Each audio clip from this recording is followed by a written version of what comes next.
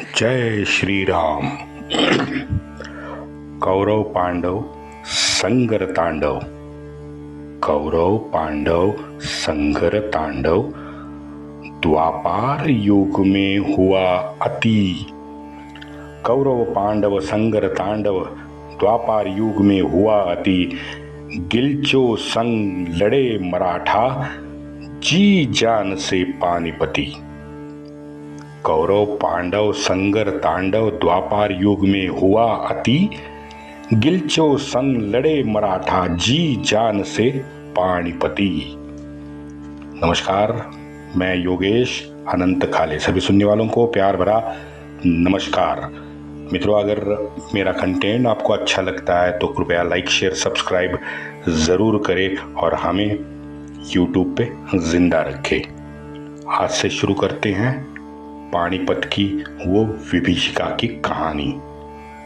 मित्रों, वायव्य और उत्तर दिशा में ये जो प्रचंड मराठों का पराभव हुआ था, उससे मराठों का वर्चस्व उत्तर की ओर पूर्णतः समाप्त हो गया। इस अनर्थ की खबर नाना जब दक्कन में था तो उसे मिली। वो उस वक्त उदगीर के पास अपने इतिहास प्रसिद्ध संग्राम में जीत की ओर था। वैसे दत्ताजी के निधन के बाद ही नाना थोड़ा सा साशंक तो जरूर हुआ था, लेकिन फिर भी होळकर, अंताजी, शिंदे, गोविंद पंत, इन जैसे दिग्गज अब्दाली को आगे आने से रोकेंगे, ये विश्वास उसको था।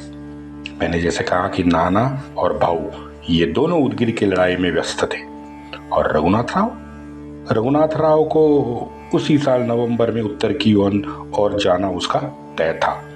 ये बीच में अचानक निजामाली प्रकरण सामने आ गया तो उसमें से 4 महीने निकल गए। अब वो 4 महीने बड़े अहम थे, क्योंकि उसी 4 महीनों में मकर संक्रांति के दिन दत्ताजी अनंत में विलीन हो गए। जयाजी और दत्ताजी ये दोनों हमारे नरश्रेष्ठ युद्ध भूमि में वीर मरण प्राप्त हो गए। पूरा हिंदवी स्वराज्य के लिए ये असामान्य क्षति थी। नाना अहिल्यानगर यानी आज के अहमदनगर में था। भाऊ और नाना का ज्येष्ठ पुत्र विश्वासराव, ये दोनों प्रत्यक्ष लड़ाई के लिए उदगीर में थे। अब नाना ने ये दत्ताजी की खबर सुन के उनको अहिल्यानगर वापस बुलाया। वापस अहिल्यानगर बुलाने के बाद उन्हें उत्तर को भेजने का वहां पे नाना ने फैसला लिया। ये दोनों यानी विश्वासराव और सदाशिवराव, ये दोनों रंग पंचमी के दिन यानी होली से 5वें दिन पत्तूर पहुंचे। पटदूर उसका एक्चुअली नाम था, अब नाम चेंज हो गया है। माता जिजाऊ के जन्म स्थान सिंदखेड़ से ये पटदूर बड़ा नज़दीक पड़ता है। पूर्णा नदी के तट पे बसा हुआ ये एक छोटा सा गांव है। 7 मार्च 1760 को सदाशिवराव भाऊ और विश्वासराव ये दोनों पटदूर पहुंचे। तकरीबन उसके आगे 7 दिन 14 मार्च 1760 तक ये पटदूर में ही रहे। 14 तारीख को शिवलिखित मुहूर्त पे ये दोनों उत्तर दिशा में निकले। मित्रों, आगे एग्जैक्टली 10 महीने बाद 14 जनवरी को भाऊ को वीर मरण आ गया। श्री रघुनाथ यादव की जो रोजनिशी थी ना, उसको बखर का रूप देने का काम स्वयं गोपिकाबाई ने किया, यानी नाना की धर्मपत्नी। 10 जनवरी 1763 में इन्होंने ये बखर लिखना शुरू कर दिया और 18 फरवरी 1763 में ये बखर पूरी हो गई। और यही कारण है कि यादव जी की ये जो पानीपत बखर है ना, इस पानीपत बखर को सबसे अधिक विश्वसनीय इतिहास की बखर माना जाता है। जब भाऊ को उत्तर भेजने का निर्णय हुआ तो महादजी पंत पुरंदरे ये थोड़े से नाराज हो गए, क्योंकि उन्हें लगता था कि भाऊ के उत्तर जाने में उनको थोड़ा सा वो थोड़ा भाऊ के लिए साशंक थे, क्योंकि भाऊ का स्वभाव वो जानते थे। नाना का उत्तर भी उस पे आया है, वो भी बड़ा दिलचस्प है। भाऊ साहब के मन में भी उत्तर अभियान में शामिल होना है।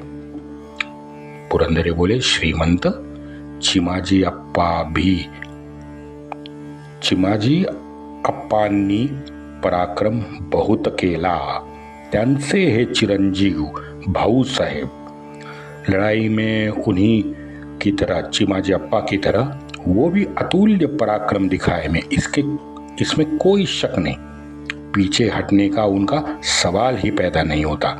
जीतेंगे या युद्ध भूमि में कैलाशवासी होंगे, लेकिन युद्ध भूमि से पीछे नहीं हटेंगे, और यही चिंता है। पुरंदरे जैसे ये बोले, गोपिकाबाई ने पुरंदरे का जो वक्तव्य था उनका समर्थन कर दिया।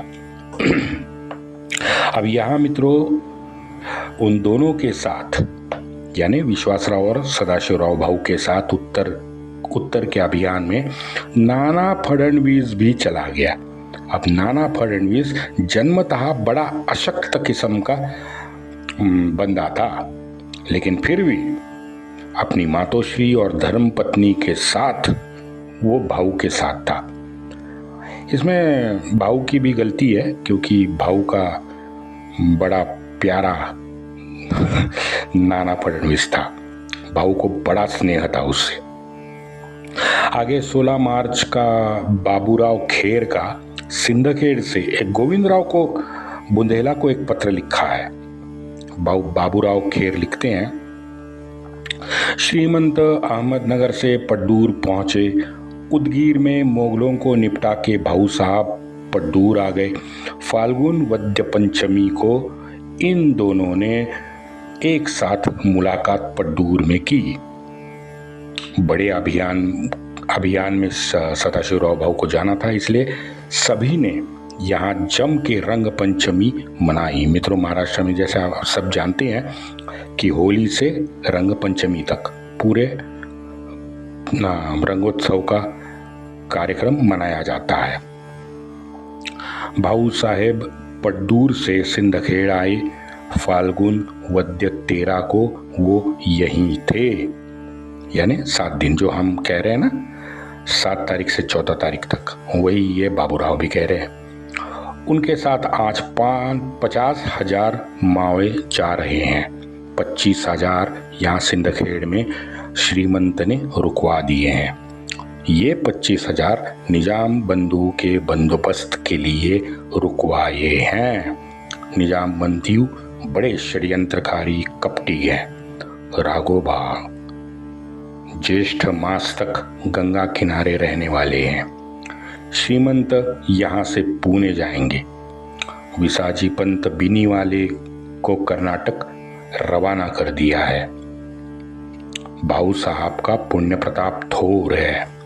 बलवंतराव गणपत, स्वयं नाना पुरंदरे, महिपतराव चिटनिस, लक्ष्मणराव बल्लाळ, भवानी शंकर जैसे अधिकारी वर्ग भी भाऊ साहब के साथ हैं। सखाराम पंत और कृष्णराव पारसनीस पुणे में है। यशवंतराव पवार, अप्पाजी आरोळे, अंताजी माणकेश्वर, शमशेर बहादुर, नारो शंकर, विठ्ठल शिवदेव सब अपनी टुकड़ियों के साथ आगे भाऊ साहब के दल में शामिल होंगे। तोपखाने का मुख्य इब्राहिम खान गारदी है, वो अब भी भाऊ साहब के साथ है। पानीपत विभीषिका पर अनंत मित्रों लेख, पुस्तकें, आख्यायिका, प्रवाद, कल्पना विस्तार, ये सब हुआ है। इसमें बहुत सारी घटनाएं अतिरंजित भी हैं, कुछ लेखकों के अपने कयास भी हैं, लेकिन उससे मुझे कोई प्रॉब्लम नहीं है। तथ्य के साथ जोड़कर हम उसमें से भी पूर्ण सत्य निकाल सकते हैं। अब आप एक घटना शायद घटी है, लेकिन उसको बहुत बड़ा करके दिखाया गया है, पानीपत युद्ध के साथ जोड़ा गया है। रघुनाथ राव के उत्तर अभियान में रघुनाथ राव ने जो कर्जों का पहाड़ खड़ा किया था ना, उससे भाऊ अच्छा खासा नाराज था। ये तथ्य के साथ सत्य है, लेकिन इन दोनों में पुणे में प्रचंड वाद विवाद हुआ था और भाऊ को उत्तर भेजने का ये एक प्रमुख कारण था, ऐसे बताया जाता है, जो सरासर गलत है। गोपिकाबाई ने भाऊ के साथ अपना पुत्र विश्वासराव को भी उत्तर भेज दिया। ये सत्य है, क्योंकि विश्वासराव के निधन वहीं हुआ है। मुझे लगता है ऐसे बहुत सारे तथ्यहीन घटनाएं हर पुस्तक में हमको मिलती है, लेकिन सच मानने से पहले उनको तथ्यों के साथ जोड़ना हमारे लिए आवश्यक है, क्योंकि भाऊ को उत्तर भेजने का जो निर्णय था वो सर्व विचारांती भाऊ के निर्णय के अनुसार किया गया था। अब ये बात सिद्ध है कि रघुनाथ राव के मनमौजी, उसका क्या कहते हैं उसे हिंदी में, वो बदफैली नहीं था, लेकिन बेदरकार जरूर था। रघुनाथ राव का ये मनमौजी बेदरकार स्वभाव जो था ना, ये उत्तर में अव्यवस्था के चरम सीमा पर मराठी सत्ता को ले गया।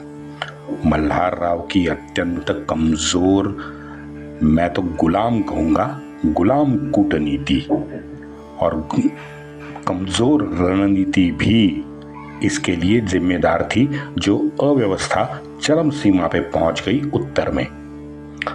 रघुनाथ राव का नाकारतेपन तो मैंने बता ही दिया है। उत्तर के अभियान ने उस पर शिक्कामोर्तब कर दिया। सेना नायक के तौर पे रघुनाथ राव पूर्णतः नकारा सिद्ध हुआ है और इसका गंभीर परीक्षण सदाशिवराव भाऊ ने पुणे दरबार में जाहिर तौर पे किया है। उसने वो जो समीक्षा की है वो बिना लाग लपेट दरबार में भाऊ ने कथन की हैं। युद्ध नीति हो, युद्ध कला हो, हिसाब किताब हो, लेखन चातुर्य या वाणी का अधिकार, सदाशिवराव भाऊ इसका धनी था। महाराष्ट्र में उस वक्त इस गुणों से भरपूर, इस गुणों से परिपूर्ण कोई अन्य पुरुष हमें दिखाई नहीं देता। अब ये अंजना ओम कश्यप, अगर इसने वो सुना तो ये पुरुष मुझ पे 2-4 गालियां निकालेगी। आंटी, पुरुषत्व का अर्थ, ये पुरुष का अर्थ पुरुषत्व, पुरुषार्थ है, और ये हमारा पुरुषार्थ हमारी माता बहनों ने सदियों से दिखाया है। आप अपना बीपी मत चढ़ाओ, ठीक है। नाना ने भाऊ को उत्तर जाते समय 1 करोड़ रुपए और भरपूर युद्ध सामग्री से सज्ज करके भेजा था। पहले कदम से सदाशिवराव भाऊ ने अपने सेना के लिए नियमावली लागू की थी। खर्चा पानी के लिए गोविंदराव पंत बुंदेला के जो नियम थे वो अपनी मराठी सेना में भाऊ ने लागू किए। हर एक काम को उसने नियमबद्ध करने की कोशिश की है। और उसके आगे फिर रघुनाथ राव के बारे में जो लिखा है वो भी देख लेते हैं। दमाजी गायकवाड़ पुणे आए थे, अब वो दरबार में आए। दरबारी कारभार उस वक्त राघोबा दादा देख रहा था। उसकी दिनचर्या सुनो। रोज 2 प्रहर वो स्नान संध्या में निकाल लेता था। तीसरे प्रहर दरबार के काम की पुणे में शुरुआत होती थी। बताइए, नाना कर्नाटका था, भाऊ कर्नाटका था। हाँ, उत्तर और वायव्य भारत में पूरी अशांति फैली थी। पैसों की कमी तो हमेशा थी। अव्यवस्था के कारण सारी मराठी रियासत पे उस वक्त प्रचंड बोझ था। अब ऐसे समय ये हमारे महोदय राज्य का कारभार देखेंगे। तृतीय प्रहर शुरुआत में, यानी दोपहर 1:30-2 बजे के बाद ये अपना कामकाज शुरू करेंगे। ये व्यवस्था राघोबा दादा ने शुरू कर दी थी। बताइए, राज्य की व्यवस्था सुचारू रूप से कैसे चलेगी अगर ऐसा काम होगा तो? हाँ, आप आधे से ज्यादा दिन अब दरबार में नहीं आते हो। मार्च 1760 का ये लिखा पत्र है बाबूराव का। मतलब है रघुनाथ राव के आचरण में गंभीरता बिल्कुल गायब थी। अब यही देख के शिंदे होळकर को पराभूत करने वाले प्रबल दुश्मन के विरुद्ध एक तुल्य बल, विवेकी, निग्रही भाऊ का उत्तर जाना स्वाभाविक है। बाकी तो सब लगता है पटकथाएं हैं। सच बात यह है कि एक प्रबल शत्रु के सामने एक तुल्य बल, निग्रही सरदार का होना जरूरी था। पटदूर में 7 दिन सभी विषयों पर नाना और भाऊ में माथापच्ची 100% हुई होगी।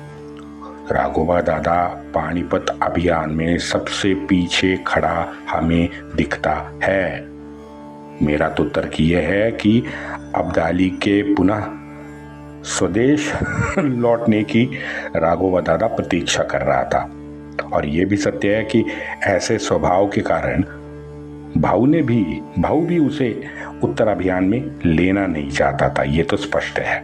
पर दूर में एक कमी नजर मित्रों आती है कि इतने गंभीर विचार विमर्श में, चर्चा में उस समय उत्तर अभियान का कोई भी अनुभवी सरदार मराठों में नाना के साथ उपस्थित नहीं था।